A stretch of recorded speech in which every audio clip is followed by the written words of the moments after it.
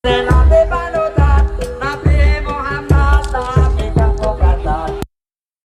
Untuk para manusia ingkang kita supaya ngerti dosa. Wajib kita bocah Islamiku kudu sing sabar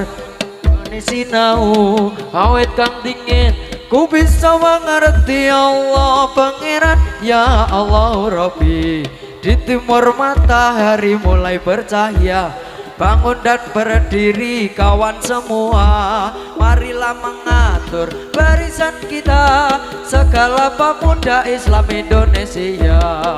Kita pemuda Islam Indonesia, ingatlah kepada kewajiban kita. Mari bekerja bersama-sama,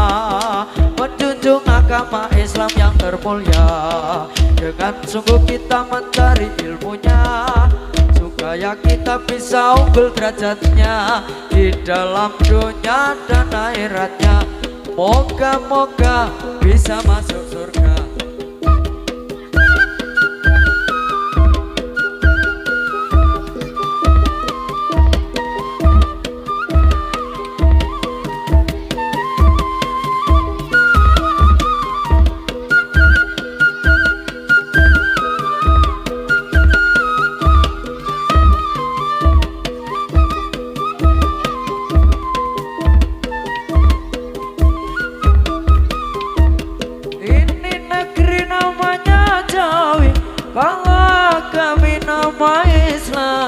Agama Islam sudahlah terang tas dawuh dari pangeran ya prakanca ngawaruwono. Rukun Islam yaiku limo, sahadat loro rukun kasiji, bisu sira kelawan ngaji.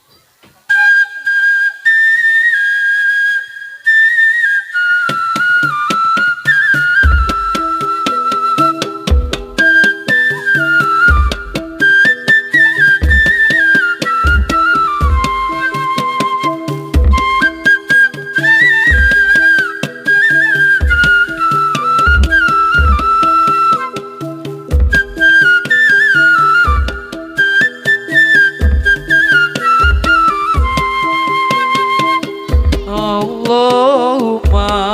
sholli wa sallim ala sayyidina wa maulana Muhammadin adada ma fi ilmillahi sholatan daimatan bidawami mulkilahi. Ono coro nedak kelawan budaya upamane kaya Sunan Kalijaga.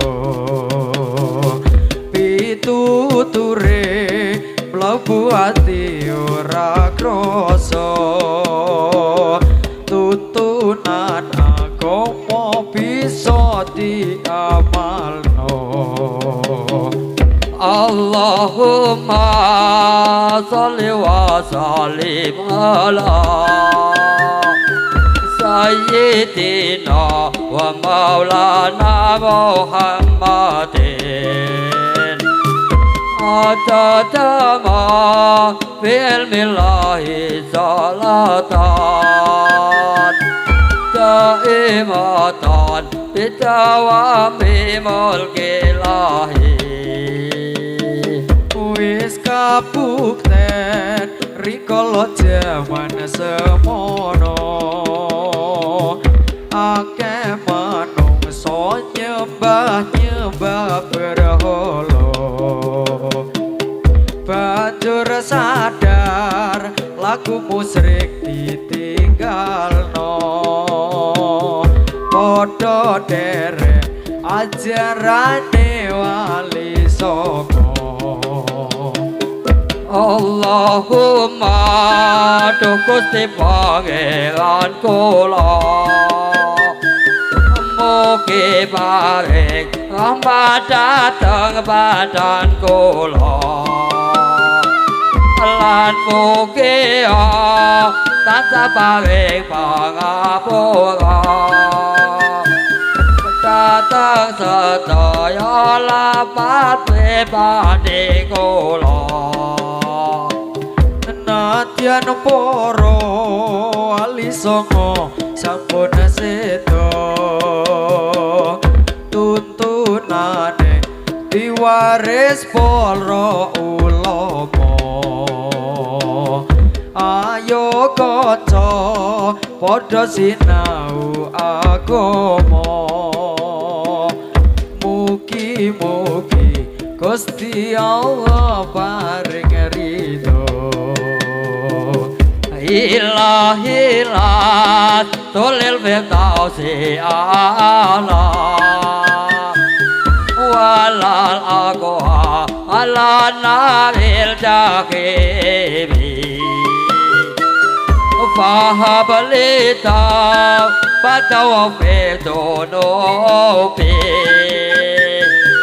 fa innaka ghafirudan bil adimi Inena kena banyak jawi kalau agape nama Islami agama Islam sudahlah terang atas jauh dari pangeran ayo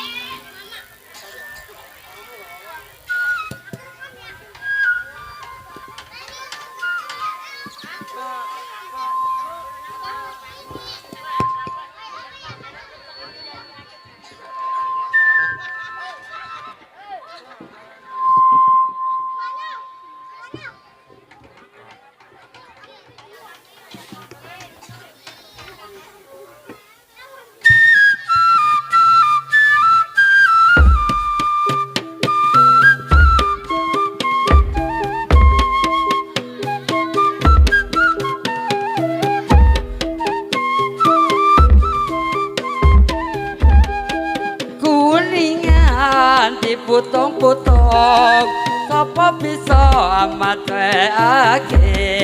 yen kelingan ning ati bingung sapa bisa nemokake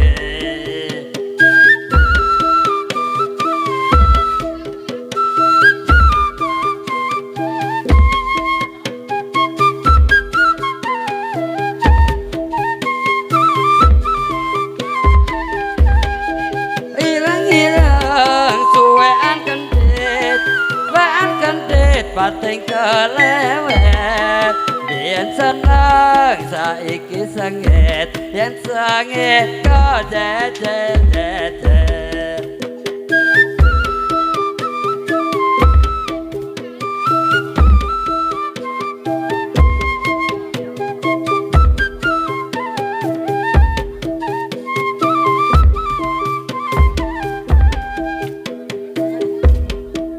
gawe sawah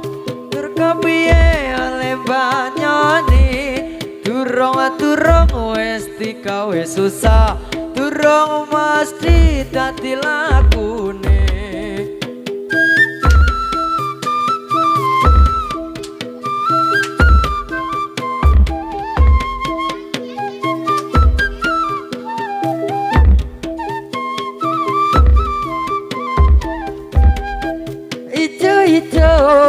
padha ngelumbung yen dipangan gatel-gateli enak-enak duwe bojo telu lan duwe kon ngemut driji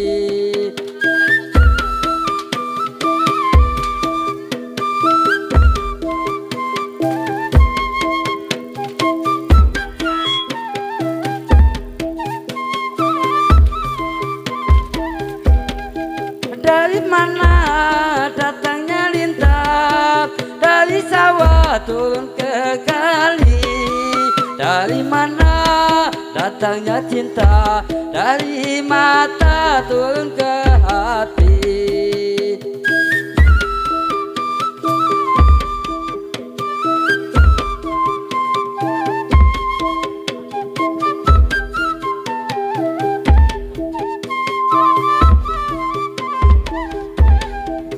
wetan kali kulon yo kali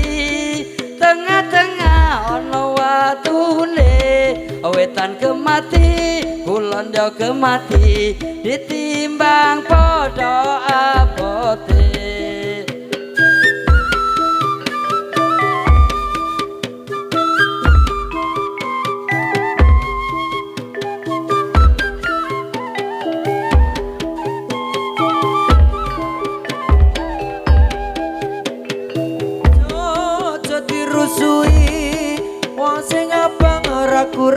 kurang sing duwe bojo ayo dirusui wong sing elegan sing pirang-pirang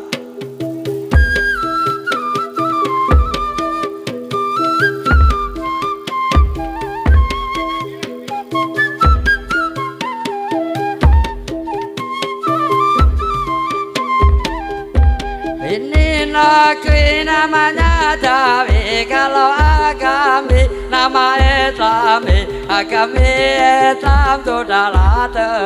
atas dawuhe dari pangeran ayo kanca ngawarono rukun Islam yaiku limo sahadat loro rukun kang siji bisa sira kelawan ngaji kaping pindhone lakoni salat kaping telune bayar zakat ping 4 poso wulan Ramadan ping 5 haji lamun kuwasa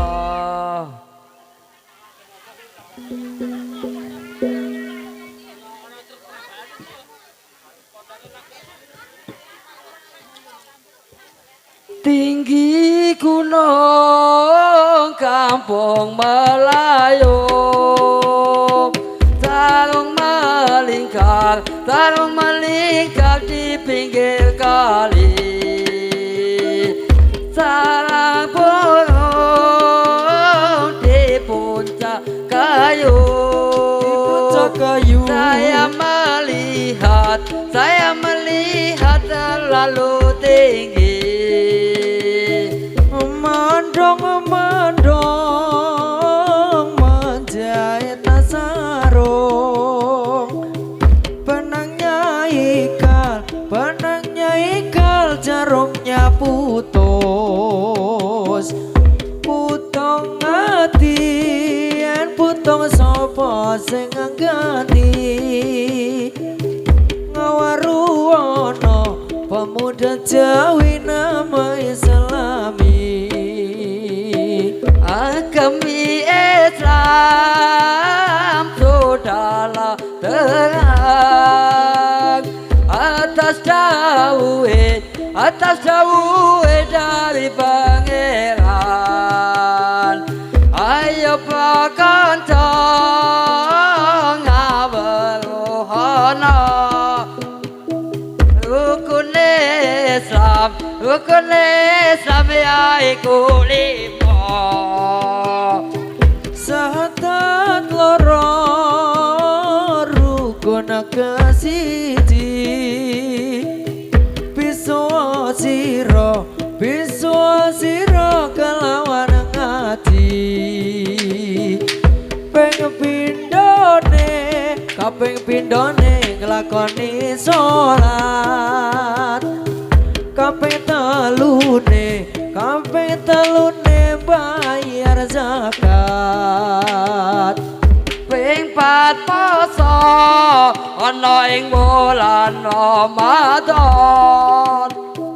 ping 5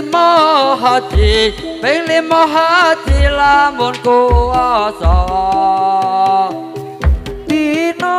kiamat dina kang gekirisi langit bentet lintang kokrokona bumi segarane muncrat mumbul dadi siji gunung ngancur lebur bumine dikati yo prakanca awaruana rukune Islam yaiku 5 syahadat loro rukun kesiji bisuwa sira kalawan ngaji pepindone nglakoni salat ben telune bayar zakat ping 4 poso wulan Ramadan ping 5 haji lamun kuwasa aduh Tuhan Allah minta ampun diri ini aduh Tuhan Allah minta ampun diri ini bersama-sama perkumpulan ini sebab karena dosa saudara kami berhenti sekali lagi do Gusti nyuwun ngapura. Saya aku nyambi iki yo. Waduh, piye to iki?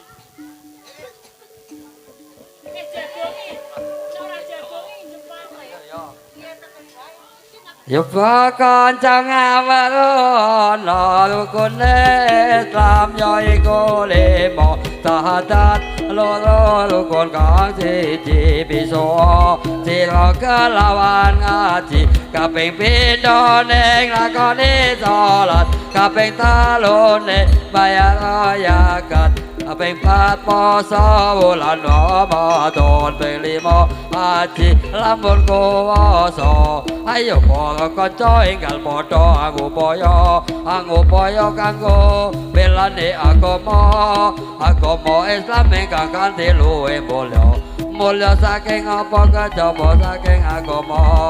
bergiat berkumpulan ini rahmatnya Tuhan telah dilimpahkan bersyukurlah dalam kesucian Quran hadis menjadi pedoman jagalah tegaklah berdirimu siap akibatkan kawanmu setia membela agamanya Islam agamanya Muhammad Rasulnya bergiatlah berkumpulan ini rahmatnya Tuhan telah dilimpahkan bersyukurlah dalam kesucian Quran hadis menjadi pedoman jagalah tegaklah berdirimu siap akibatkan kawanmu setia membela agamanya Islam agamanya Muhammad nabinya ini negeri namanya Jawi kalau agami nama agami Islam sudahlah terang atas dawuh dari pangeran ayo pakanca ngawarono rukun Islam yaiku 5 syahadat loro rukun kang siji bisa sira kelawan ngaji nglakoni salat kaping 3 bayar zakat ping 4 poso wulan Ramadan ping 5 haji lamun kuwasa ini negeri namanya Jawi kalau agami nama agami Islam sudahlah terang atas dawuh dari pangeran ayo pakanca ngawarono rukun Islam yaiku 5 syahadat loro rukun kang siji bisa sira kelawan haji kaping pindhone lakoni salat kaping telune bayar zakat ping 4 puasa wulan Ramadan ping 5 haji lamun kuwasa.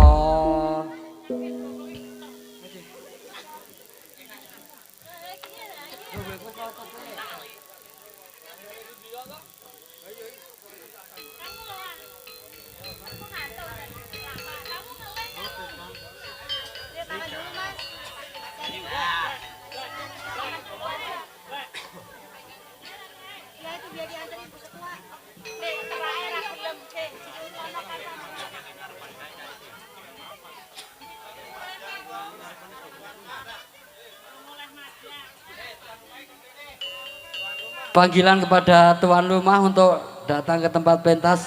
Sekali lagi kepada tuan rumah atau sohibul hajah, monggo kula suwun diminta untuk datang ke tempat pentas.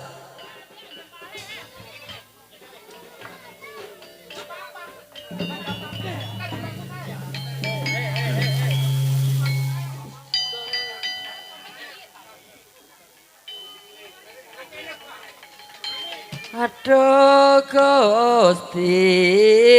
kula sanes ali suwarga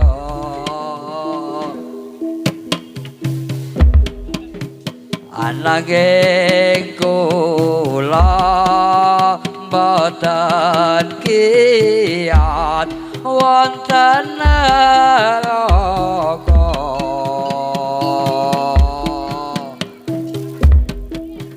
Mugi Gusti kesabaringi taubat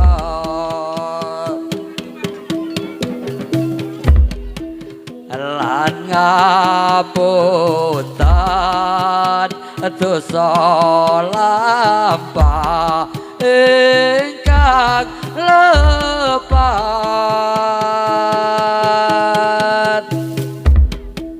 Aduh pangeran kula sanes panggilan dumateng sang ibu hajat ananging kula boten kiyat wonten neraka.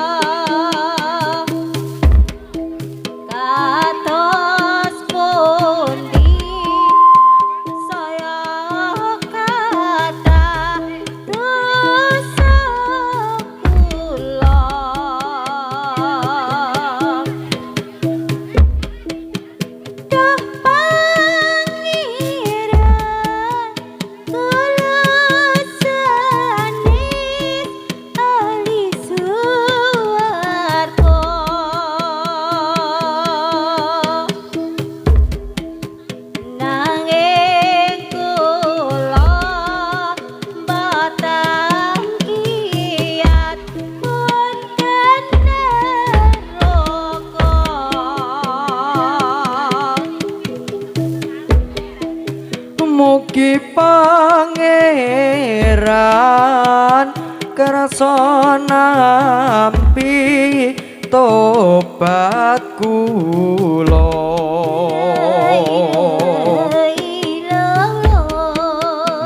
Mergo pangeran zat kang agung pangapura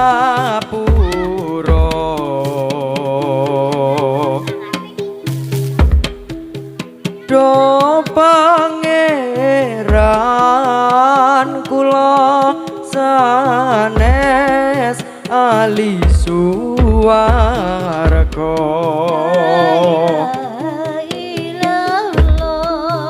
nanging kula boten kiyat wonten neraka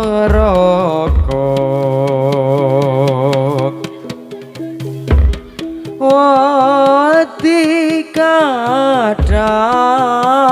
umpamane dosa kula umur kula saben dinten dipun suda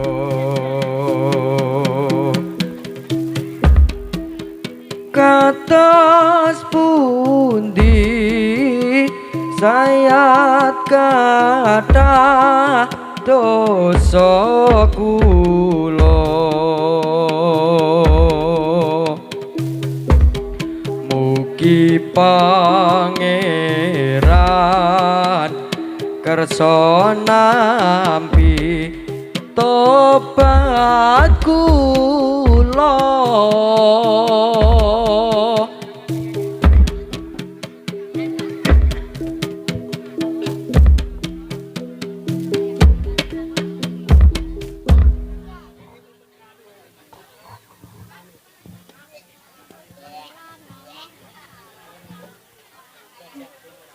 lilan nono pamit kule mesti kula yen dadi jodone batin kula boten lila yen to nganti mong disia-sia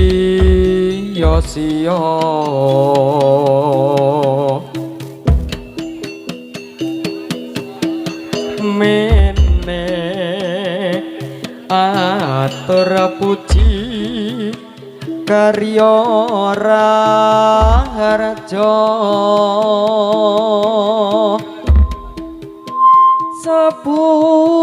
sabungkure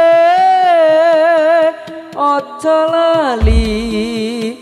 asre kirim warta iman penjantiku yen to nganti digawe kecewa tetet kala boten lila yen to nganti mung disia-sia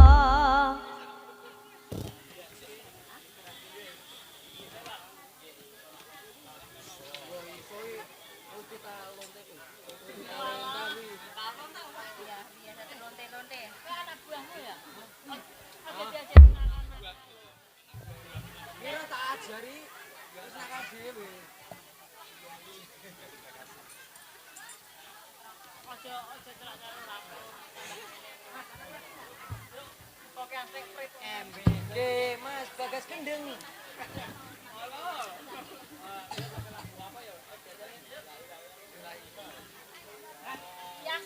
Lanjut.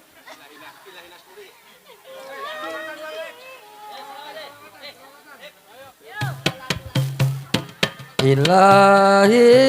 las tulil fil si ala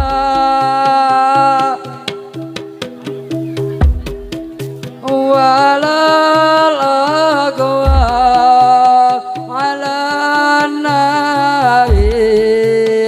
jahil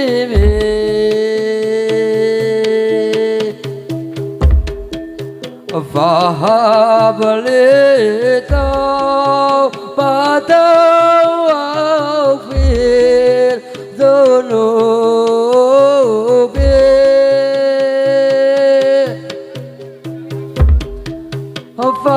فإنك غافر ذنب العظيم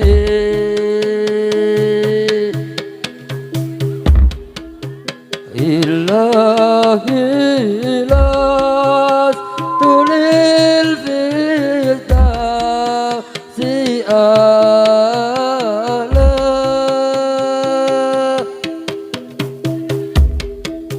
ولا الأقوى على النار الجحيم